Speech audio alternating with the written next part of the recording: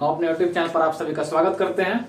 आज बायोलॉजी के क्लास में हम लोग पढ़ेंगे पाचन तंत्र, डाइजेस्टिव सिस्टम, पाचन तंत्र। तो भोजन को पचाने के लिए बहुत से अंगों की आवश्यकता होती है। एक अंग से भोजन नहीं पचेगा। कोनो मुंह से डालेंगे तो चबाएगा, कोनो उसको पचाएगा, कोनो कुछ पचाएगा, कोनो कुछ पचाएगा, कहीं से निकलेगा। तो ये जो पूरा सिस्टम है, एक अंग तो पचा नहीं रहा है, तो कई अंग मिल के पचा रहा है ना। तो ये पूरा समूह को हम लोग पाचन तंत्र कहते हैं। ऐसे ही देखिए सिस्टम, ये भाई साहब का मुंडी यहाँ पर है, तो इनका सिस्टम देखिए, यहाँ से भोजन डाल के कोई अंग दिख रहा होगा आपको, सबको समूह को पाचन तंत्र कहा जाता है। पाचन तंत्र में आखिर भोजन में पचता कौन चीज है? तो जो भोजन हम लोग खाते हैं वो डायरेक्ट खाते हैं, कुछ हो उसको सरल अणु में तोड़ना है, छोटे छोटे सरल अणु में। सरल अणु क्या चीज है? जैसे देखिए हमारे कोशिका को क्या चाहिए? प्रोटीन बनाना है ना, उसको प्रोटीन बनाना है, उसको ग्लूकोज बना के ऊर्जा बनाना है। तो कैसे बनेगा? डायरेक्ट हम लोग प्रोटीन खाएंगे तो प्रोटीन कोशिका में नहीं जाएगा। कोशिका देखिए, हम लोग कोशिका जो आरएनए होता है, राइबोसोम प्रोटीन बनाता है ना जी, 10 गो एमिनो अम्ल लेके। तो जो एमिनो अम्ल है, जो ग्लूकोज है, ये सरल अणु है। अगर हम लोग सोचेंगे कि डायरेक्ट एमिनो अम्ल खा जाए, डायरेक्ट कोशिका में चला जाए, तो नहीं मिलता है। कहीं एमिनो अम्ल मिलवे नहीं करेगा दुनिया में, वो मिलेगा प्रोटीन के रूप में मिलेगा। ये भी सोच रहे होंगे कि प्रोटीन डायरेक्ट खा के कोशिका में प्रोटीन में नहीं चला जाता। तो कोशिका एक ऐसी चीज है कि जो खुद अपना भोजन खुद बनाती है, उसको बना बनाया नहीं चाहिए, वो खुद अपना भोजन बनाती है। तो उसको अमीनो अम्ल चाहिए, अमीनो अम्ल मिलवे नहीं करता है। तो हम लोग प्रोटीन खाते हैं। अब प्रोटीन खा के, और प्रोटीन को तोड़ना है ना जी, चाहे कार्बोहाइड्रेट खा लिए तो उसको तोड़ना है ग्लूकोज में। मतलब इस सब को तोड़ने के लिए पाचन की क्रिया होती है। यहाँ पर इतना बड़ा सिस्टम बना हुआ है। इसमें जा करके प्रोटीन को एमिनो अम्ल में तोड़ा जाएगा, वो फिर ब्लड में जाके कोशिका तक पहुंचेगा, और कोशिका उससे प्रोटीन बनाएगी। ग्लूकोज कोशिका तक पहुंचेगा, तब ग्लूकोज उससे ऊर्जा बनाएगा कोशिका। तो ये सब सिस्टम एक बनाना पड़ा बाहर से। पाचन तंत्र में 2 प्रकार के अंग होते हैं। जैसे देखिए, पाचन तंत्र तो पचाने के लिए सभी अंग हो गए। पाचन तंत्र में 2 प्रकार के, एक होता है आहार नाल। आहार, इसको 2 भाग में बांटा गया है। आहार नाल, alimentary canal. Alimentary canal, canal मतलब होता है नली, और एलिमेंट्री मतलब बाहर से कुछ डाल रहे हैं वो। तो अगर मुंह से हम लोग कुछ खाएं,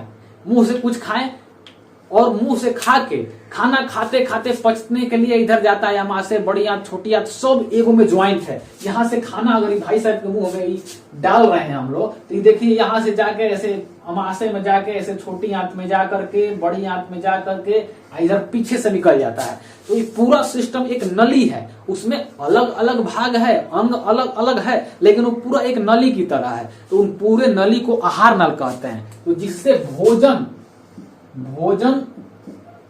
आहार मतलब होता है भोजन, नली तो जहां भोजन पूरा तरीके से जा रहा है, जहां जहां भोजन पहुंच रहा है, अंतिम में निकल रहा है, वो भी तो हम लोग खाए ही थे एक समय, तब आज निकल रहा है। ऐसा थोड़ा ना वो खाइबे नहीं किए थे हम लोग, अब निकल गया। जो वेस्टेज होता है वो निकल जाता है। तो यहां तक पूरा ये होता है आहार नाल। तो खालसा आहार नाल से तक खाना पचेगा नहीं। मान लीजिए खाएं, नाली धैले निकल गया, तो फायदा क्या हुआ? उसको पचाने के लिए बाहर से एंजाइम की आवश्यकता होती है। एंजाइम को कौन छोड़ता है? सब ग्रंथि छोड़ती है। तो 2 पाचन तंत्र में 2 सिस्टम काम करता है। एक तो आहार नाल, नली से जा रहा है, और दूसरा है ग्रंथि। ये जो ग्रंथियां होती हैं, ग्लैंड्स, इन ग्लैंड्स से रस निकलता है या एंजाइम निकलता है। तो ग्लैंड्स एक अलग चैप्टर है। सभी ग्रंथियों के बारे में हम लोग एक अलग चैप्टर में पढ़ेंगे, लेकिन यहाँ पर जो ग्रंथियां इसमें सहायता कर रही हैं खाना बनाने के लिए, उनको पढ़ना पड़ेगा। कौन कौन सा एंजाइम निकाल रही हैं, उनको पढ़ना पड़ेगा। तो ये ग्रंथियां होती हैं जो एंजाइम निकालती हैं। आहार नाल जो एलिमेंट्री कैनल होता है, उसमें खाना जाता है, खाना पूरा घूम रहा है, और ये इसमें एंजाइम डाल करके उसको पचा रही हैं। जैसे कोयला का खदान देखे हैं, कोयला का खदान में अगर मजदूर वहां पर है, तो एक पूरा नला टाइप का, एकदम भीतर अंदर पूरा गली टाइप का होता है कोयला का खदान। तो वहां पर ऑक्सीजन नहीं होता है। तो ऑक्सीजन डालने के लिए क्या करता है? बाहर से पाइप ले जाके ऑक्सीजन छोड़ दिया गया रहता है। तो जहां मजदूर जो काम कर रहे हैं, वो तो नाला हो गया, नली हो गई, और बाहर से उसमें जो ऑक्सीजन छोड़ा गया है, वो हो गया। ऑक्सीजन छोड़ने के लिए बाहर से दूसरी मशीन का प्रयोग किया गया ना, वो सब एंजाइम छोड़ने के लिए ये सब ग्लैंड्स का प्रयोग किया जाता है पाचन तंत्र में। तो आहार नाल और ग्लैंड्स को तो हम लोग समझ गए होंगे। 2 भाग में होता है पाचन तंत्र, एक आहार नाल और एक ग्लैंड्स। आहार नाल में पूरा भोजन चलता है और इससे जो रस निकलते हैं या एंजाइम निकलते हैं उससे पचता है। ग्लैंड्स का क्या काम है, रस निकालता है या एंजाइम निकालता है। ग्लैंड्स को पूरा विस्तृत अध्ययन करेंगे एक अलग चैप्टर में, ग्लैंड्स एगो चैप्टर है, यहाँ हम लोग पाचन तंत्र पढ़ रहे हैं। तो आहार नाल में कौन कौन सा हिस्सा आएगा, आहार नाल में देखिए यहां से मुंह में भोजन डाल दिए ना, मुंह में भोजन डाल दिए, तो मुंह में भोजन जब डाल दिए तो आहार नाल में इसको पहले मिटका देते हैं, ग्रंथि को यहां से मिटका देते हैं। आहार नाल में देखते हैं कौन कौन सा अंग है। तो देखिए आहार नाल में यहां से मुख में भोजन डाल रहे हैं, मुख में भोजन डाल रहे हैं, तो वहां खाली स्थान है कि नहीं, ये गुहा कैविटी है, खाली स्थान है ना, तो पहला भाग उसका है मुख गुहा, मुख गुहा। तो आहार नल में यहां से जब भोजन डाल रहे हैं तो ये क्या है, ये है मुख गुहा, मुख गुहा। यहाँ पर गुहा मतलब ये क्या है, ये मुख गुहा का मतलब मुंह में भोजन डाल रहे हैं, मुंह मुख और गुहा, जहां खाली स्थान, बायोलॉजी में जहां भी खाली स्थान रहेगा उसको कैविटी कहेंगे। यहाँ पर मुख गुहा हो गया। उसके बाद ये खाना यहां से आता है, ये इतना दूर, ये जो है ये है ग्रास नली, ग्रास नली, ग्रास नली। पहले इसके अंगों को हम लोग याद करेंगे, कौन कौन चीज है, कौन कौन चीज है याद हो जाएगा, उसके बाद क्या उसका काम है उसका अध्ययन कर लेंगे।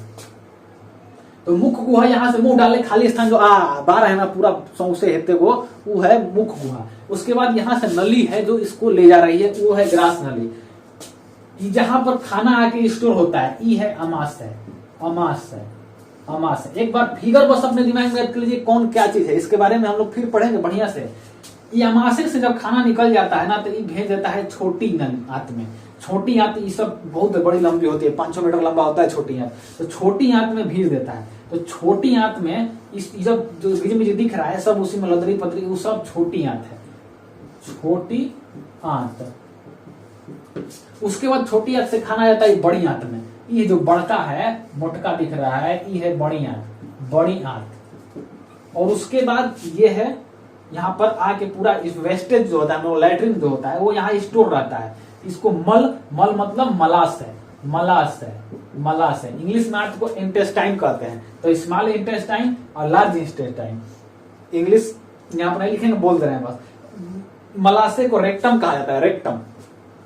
जब इसको पढ़ाएंगे तो सबका इंग्लिश बताते जाएंगे। और यहां से निकल जाता है बाहर, इसको कहा जाता है गुदा, गुदा। यहाँ से जो निकल रहा है वो गुदा द्वार, गुदा द्वार। तो ये सब इसका अंग है। आहार नाल के मुख्य अंग कौन कौन से हैं, मुख गुहा है, ग्रास नली है, अमाशय है, छोटी आंत है, बड़ी आंत है, मलाशय है, गुदा द्वार है, गुदा है। ये है आहार नाल का। आहार नाल आपको देखना है तो चिकन जो खाते होंगे तो चिकन में अगर काट देता है उसको बीचवा से पेटवा फाड़ देगा, और पेटवा फाड़ के उसमें से यहाँ से धक के ललरिया खींच देगा, और इधर से पथरिया सहित खींच देगा। वो एगो नली टाइप का बड़े को निकलता है, वो है आहार नाल। उसमें सब अमाशय भी उन लोग रहता है, यहाँ खाया रहता है, दोनों रहता है, आंत पचाने के लिए सब चीज रहता है उसमें। तो वो है आहार नाल। उन आहार नाल से जुड़ा होता है ये लीवर जुड़ा होता है, और उसी से न करेजा जुड़ा होता है। देखे होंगे उन लोग लीवर उससे जुड़ा हुआ है, एगो और लीवर हेती को जुड़ा रहता है उन लोग का, उसी से सब टच है, उसमें से कट कट निकाल लेते हैं हम लोग। जो ये आहार नाल से जुड़ा हुआ है बाहर से, उसको कहते हैं ग्रंथि। हम यहाँ ग्रंथि लिखे थे ना, दूसरा चीज का क्या था, ग्रंथि, ग्रंथि। तो ग्रंथि में देखिए ग्लैंड्स, इसमें कौन कौन सी ग्रंथियां रहती हैं। पहला नंबर ये रहता है लीवर। ये क्या है, लीवर है, लीवर, लीवर मतलब यकृत, ये है यकृत, यकृत है। उसके बाद इसी में पित्ताशय होता है, सबका हम लोग 12 बार इसे जब आएंगे तो सब पढ़ेंगे। ये है अग्नाशय, यहाँ पर एक होता है अग्नाशय, ये अग्नाशय, तो इसको इधर लिख दे रहे हैं, सब ग्रंथि को इधर लिख दिए, ये अग्नाशय, अग्नाशय।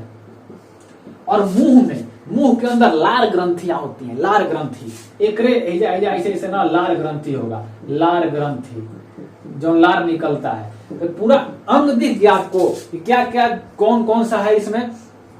ग्रंथि में लार ग्रंथि है, यकृत है, अग्नाशय है, पित्ताशय है, और आहार नाल में है मुख गुहा, ग्रास नली, अमाशय, छोटी आंत, बड़ी आंत, मलाशय, गुदा। अंग तो आपको दिख गया। अब चलते हैं अंदर, खाना को डालते हैं, पाचन क्रिया को अब स्टार्ट किया जाता है हम लोग। तो पहला नंबर क्या था, पहले जब खाना लेंगे तो कहाँ डालेंगे, पहला एक क्या पेटवा फाड़ के आंत में डाल देंगे, नहीं ना डालेंगे, पहले मुंह में डालेंगे। मुंह में किस जगह पर डाल रहे हैं हम अभी बताएं, मुख गुहा में डाल रहे हैं। तो जब मुख गुहा में डालेंगे, पहला चीज लिखते हैं हम लोग मुख गुहा। पहला चीज क्या है, मुख गुहा। खाना अब हम लोग डाल दिए हैं, सब अंग देख लिए आप, याद हो गया होगा। मुख गुहा, इसको हिंदी में कहा, इंग्लिश में कहा जाता है buccal cavity. Buccal cavity, English हम लिखते जा रहे हैं। बकल कैविटी, मुख गुहा, जहां से भोजन, कैविटी मतलब खाली स्थान, बायोलॉजी में जो भी खाली स्थान है उसको कैविटी कहता है। आते को बड़े को दिख रहा है, यह है मुख गुहा, कैविटी। तो मुख गुहा में हम लोग क्या देख रहे हैं, एक दांत देख रहे हैं, उसके बाद एक जीभ देख रहे हैं, उसके बाद इसमें एक होता है लार ग्रंथि, सब लार निकल रहा है ना इसमें खाना को लड़ा बड़ा बनाने के लिए, तो लार ग्रंथि। तो इसमें मुख गुहा में क्या क्या दिख रहा है, हम लोग को दांत दिख रहा है, जीभ दिख रहा है, और क्या दिख रहा है, लार ग्रंथि दिख रही है, लार ग्रंथि। तो लार निकल रहा है, तो जीभिया से लार नहीं निकलता है, इससे ग्रंथि होता है एक साइड में, तो लार ग्रंथि निकल रहा है। तो दांत के बारे में तो हम पूरा डिटेल से पढ़ाए हैं, दांत कैसे बना होता है, दांत का कौन काम है, कौन सा दांत कैसा होता है, क्या काम है उन लोग का। तो दांत अगर आप नहीं पढ़े होंगे तो जाके पहले दांत पढ़ लीजिए, नीचे लिंक दिए गए हैं। तो दांत जब पढ़ लेंगे तो मुख एक पाचन तंत्र का, हम उसमें बोले थे पाचन तंत्र का एक भाग है वो दांत। तो दांत हम लोग पढ़ लिए हैं। जीभ जो है, जीभ पाचन तंत्र में कोई काम नहीं करता है, बस ये वो काम करता है कि खाना खाए ना तो ऐसे चबा रहे हैं ना तो इधर से फेंट के जीभिया उठा के इधर डाल लेता है, बस फेंटने का काम करता है। इससे अधिक जीभ यहाँ पाचन तंत्र में कोई काम नहीं करता है। पचाता है भोजन का, जीभ पचाता है नहीं, जीभ क्या करता है, टेस्ट, स्वाद देता है कि कैसा बढ़िया खाना है, खराब खाना है, जहर है, माहौर है, इसका स्वाद दे रहा है वो। तो ये सब होता है, ये तो ज्ञानेंद्रिया ना है, तो इसको ज्ञानेंद्रिया चैप्टर में पढ़ेंगे। यहाँ पर लार ग्रंथि जो है, ये जो लार ग्रंथि वो यहाँ पर पाचन तंत्र में महत्वपूर्ण भूमिका निभाती है। लार ग्रंथि, लार ग्रंथि से लार निकलता है, लार निकलता है लार ग्रंथि से। तो तीन जोड़ा लार ग्रंथि हम लोग के शरीर में, यहाँ पर मुख गुहा में पाया जाता है। ये मुख गुहा में 3 जोड़ा लाल ग्रंथि पाया जाता है। इसमें 3 जोड़ा कितना होता है लार ग्रंथि, लार ग्रंथि होता है 3 जोड़ा। 3 जोड़ा मतलब 2, 6 जोड़ा का मतलब एक के नियम एगो औरी, एक के नियम एगो औरी। एक जोड़ा जूता खरीदने जाते हैं, चाहे एक जोड़ा चप्पल खरीदते हैं, तो क्या एगो चप्पल बाद दूसरा किस्म का होता है, एगो चप्पल बाद दूसरा किस्म का होता है? नहीं ना, एगो 8 नंबर का एगो 9 नंबर का रहेगा, नहीं रहेगा। एगो का फीतवा का हे भड़ी, एगो फीतवा हे भड़ी रहेगा, नहीं, दोनों एक किस्म का चप्पल रहता है। तो वो जोड़ा में, इसलिए जोड़ा कहा जाता है। 2 गो चप्पल किनेंगे तो अलग अलग, लेकिन एक जोड़ा चप्पल किना है तो 2 गो रहेगा, लेकिन एक के नहीं रहेगा। तो इसी तरह 3 गो मतलब हम लोग ग्रंथियां पाई जाती है, लेकिन जोड़ा पाई जाती है। एगो हेनिया रहेगा तो हेनिया रहेगा, एगो हेनिया रहेगा तो हेनिया रहेगा। तो इसलिए 2, तो मतलब पूरा को 22 लार ग्रंथि, 6 गो कोगो लार ग्रंथि मुंह में पाया जाता है, 6 गो कोगो 3 जोड़ा। दोनों में सबसे बड़ा ग्रंथि है पैरोटिड ग्रंथि। लार ग्रंथि में सबका नाम नहीं याद करना है हम लोग को, सबसे बड़ा ग्रंथि है पैरोटिड ग्रंथि। पैरोटिड ग्रंथि, ये भाई साहब का अगर हम लोग यहाँ पर चेहरा बस निकाल दे रहे हैं, तो मान लीजिए ये भाई साहब का चेहरा हम निकाल दिए, तो यहाँ पर देखिए ये दोनों गाल जो होता है ना, यहाँ पर बड़े बड़े सबसे बड़ा होता है पैरोटिड ग्रंथि। यहाँ पर जो बड़का है वो है पैरोटिड ग्रंथि। यहाँ सबसे बड़ा लार ग्रंथि में कौन है, सबसे बड़ा है पैरोटिड, पैरोटिड ग्रंथि। तो पैरोटिड ग्रंथि सबसे बड़ा होता है। तो एगो गलिया पे हेनिया रहता है, गलिया में से लार निकलता है, एगो गलिया पे हेनिया रहता है, इसमें से लार निकलता है।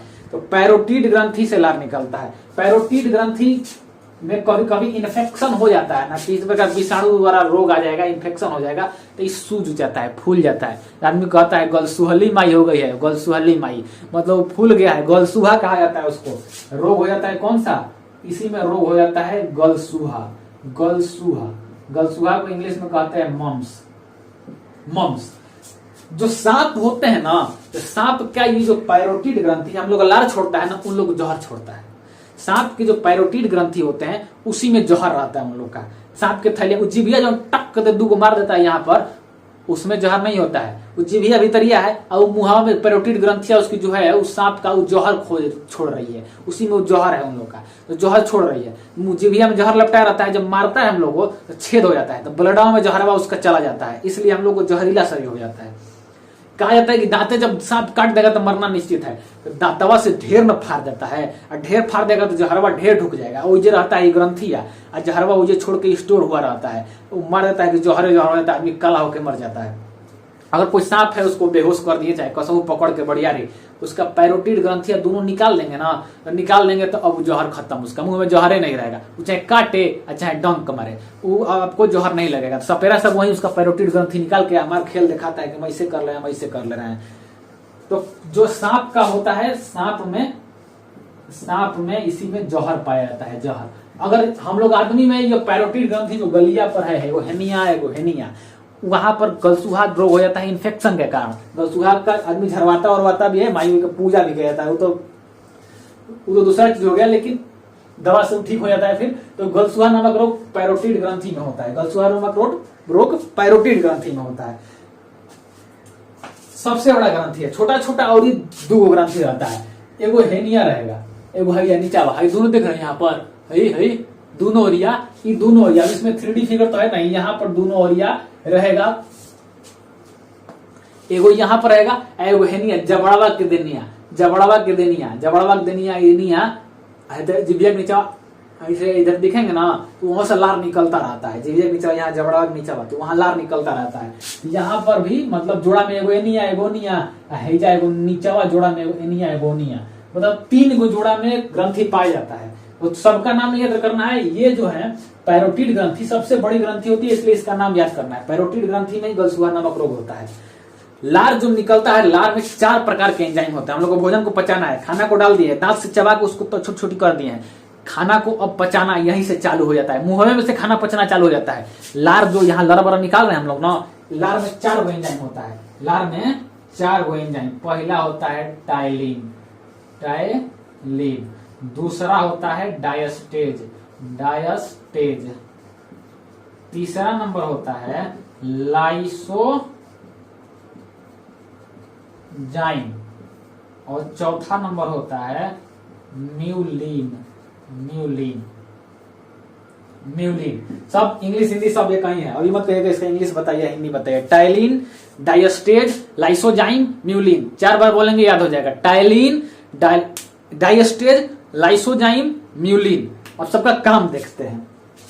सबसे अधिक मात्रा में टाइलिन निकलता है, सबसे अधिक मात्रा में हम लोग के लार कौन सा निकलता है, टाइलिन निकलता है। ये जो दोनों है ना, टाइलिन और डायस्टेज, ये दोनों का काम है, जो हम लोग स्टार्च खाते हैं, स्टार्च मतलब मंड, हिंदी में मंड कहते हैं, चोकर इसको कहिए, चोकर, चोकर, चोकर समझ गए होंगे। गेहूं के ऊपर छिलका रहता है, धान के चावल के ऊपर चोकर छिलका रहता है, वो सब हम लोग खा जाते हैं। ज्यादा अनाज गेहूं चावल खाते हैं, तो जो चोकर खा रहे हैं उसमें कार्बोहाइड्रेट पाया जाता है। तो कार्बोहाइड्रेट को, ये जो स्टार्च को मंड उसको तोड़ करके कार्बोहाइड्रेट में बदल देता है, कार्बोहाइड्रेट। तो यहाँ ये 2 होगा, टाइलिन और डायस्टेज, मतलब 80 से 90% कार्बोहाइड्रेट में यही बदलता है। कितना देरी भोजन यहाँ पर होता है, पूरा कार्बोहाइड्रेट का पाचन, यहाँ पूछेगा कि पूरा कार्बोहाइड्रेट का पाचन यहीं पर होता है, मुंह में होता है, तो नहीं होता है। यहाँ पर उसका 80 से 90% यहाँ पर काम हो गया रहता है, तो मुंह में ही स्टार्च का पाचन हो जाता है। टाइलिन और डायस्टेज, जो लार निकल रहा है एकदम पूरा, वो यहीं पर पाचन कर रहा है, किसका, स्टार्च का, मतलब जो चोकर खाए हैं सबका पाचन करके कार्बोहाइड्रेट में बदल दिया। ये जो लाइसोजाइम है, लाइसोजाइम एंजाइम का क्या काम है, जो कीटाणु है, बाहर से खा रहे तो कितने कीटाणु वायरस सब जा रहे हैं ना, तो कीटाणु को मार देता है। जितने भी कीटाणु है, कीटाणु को मारता है, कीटाणु को मारता है। इसीलिए कहा जाता है कि आप भोजन को ज्यादा देर मुंह में भोजन रखकर इसको चबाइए, चबाएंगे तो क्या होगा, छोटा छोटा पहले तो टूट जाएगा, एगो फायदा। दूसरा फायदा कि इसमें ज्यादा देर लार मिलेगा, तो ज्यादा से ज्यादा कार्बोहाइड्रेट का पाचन यहीं पर हो जाएगा, आगे उतना नहीं करना पड़ेगा। और तीसरा होगा कि जितना देर इसमें रखेंगे तो सभी कीटाणु मर जाते हैं, सभी कीटाणु मर जाते हैं। इसलिए कहा जाता है कि आप भोजन को 32 बार कुचिए, 32 बार गिन के नहीं कुचना, मतलब इसका मतलब कि ज्यादा देर आप भोजन को अंदर रखिए मुंह में, उसके बाद ठेल के अंदर डालिए। म्यूलिन, म्यूलिन का काम है कि भोजन को चिपचिपा बना देता है, चिपचिपा, चिपचिपा बना देता है। म्यूलिन का क्या काम है, भोजन को चिपचिपा बना देता है। अगर रूखर खाना रहेगा, रूखरे खाना खा गए, घोटाएगा, यहाँ से जाएगा, ठेल ही नहीं पाएंगे उसमें, तो उसको क्या करता है, लौरा बोरा समझ रहे हैं, लौरा बोरा नहीं समझ रहे, चिपचिपा, चिपचिपा बना देता है। तो मतलब अगर देखिए गड़ी मतलब नारियल आप लोग खाए हैं, नारियल जो नारियल होता है, वो नारियल को जब लोग खाते हैं ना, चबाते चबाते सब रस उसमें का निकल जाता है, अंतिम में बच जाता है एकदम रूखर पाउडर टाइप का झरा झरा। तो जब रूखर बचता है उसको सोचते हैं घोटना ना, तो घोटेबे नहीं करता है, रूखा रहेगा तो घोटेबे नहीं करेगा, उसको म्यूलिन चिपचिपा बना ये नहीं पता है, तो उसको हम लोग क्या करते हैं, पानी के साथ घोटना पड़ता है ना। तो इसे लेकर हम लोग क्या करते थे कि चबाते रहेंगे, अब जब अंतिम में बच जाएगा ना, देखेंगे कोई नहीं ना, तो फर दे मारते हैं, सब बाहर ही आ जाएगा। तो वहां पर अगर चिपचिपा बन जाएगा तो भोजन आराम से यहाँ से ठेला जाएगा। तो म्यूलिन चिपचिपा बनाता है कि भोजन छलक के चल जाए, रूखा रहेगा तो छलक के नहीं जाएगा। तो लार ग्रंथि में 4 गो एंजाइम निकल रहा है, 4 गो एंजाइम लार ग्रंथि में निकल रहा है। कौन कौन सा एंजाइम है? टायलिन, डायस्टेज, लाइसोजाइम और म्यूलिन। तो जो टायलिन और डायस्टेज है, इनका काम है कि जो शर्करा हम लोग खाए, जो हम लोग स्टार्च खाए हैं, जो हम लोग मंड चोकर खाए हैं, उसको ये क्या करता है? कार्बोहाइड्रेट में बदल देता है। और लाइसोजाइम का काम है कि कीटाणुओं को मारता है, और म्यूलिन का काम है जो चिपचिपा बनाता है, भोजन को आराम से छलक के चल जाए। इतना तो आपको याद हो गया होगा, अब नहीं याद होगा तो कभी नहीं याद होगा।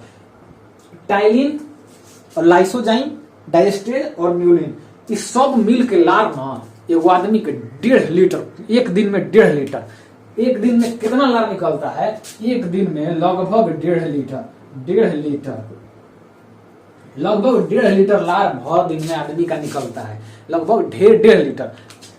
अगर आपको प्रैक्टिकल करना है तो करिएगा, एक कटोरा ले लीजिएगा 1.5 लीटर का, कटोरा लेके भर दिन ऐसा मुहवा कह के ऐसे जिभिया बाहर निकाल के लार टप टप चुएगा, और उसको भर दिन 24 घंटा उसको आसानी लेके पूरा लार गिराते रहिएगा। जब लार पूरा बटरा जाएगा तब उसको देखिएगा, 1.5 लीटर, लगभग 1.5 लीटर आ जाएगा। प्रैक्टिकल करना है किसी को, अगर करना है तो करके देख लीजिएगा। ये लार छोटे बच्चों में ना, छोटा बच्चा जो रहता है उन लोग में इस और अधिक पाया जाता है, 2.5 से 3 लीटर लार उनमें पड़ता है, लगभग 2 से 3 लीटर समझ लीजिए उन लोगों में लार भर दिन में गिरता है। देखिए छोटा बच्चा हमेशा लार ऐसे मैं लार चुएले है, मम्मी उसकी क्या करेगी? कपड़ा पहना रहेगा, उससे आराम से पोछती रहेगी। तो लार उन लोगों को काहे भगवान दिए हैं? देखिए लार में कौन चीज है? लाइसोजाइम, लाइसोजाइम है ना, कीटाणुओं को मार रहा है ना लार उन लोग का कुछ लेगा मुंह में डाल लेगा, हाथों मुंह में डाले रहेगा, हाथों में माटी उटी भी मुंह में डाल लेगा, खा जाएगा।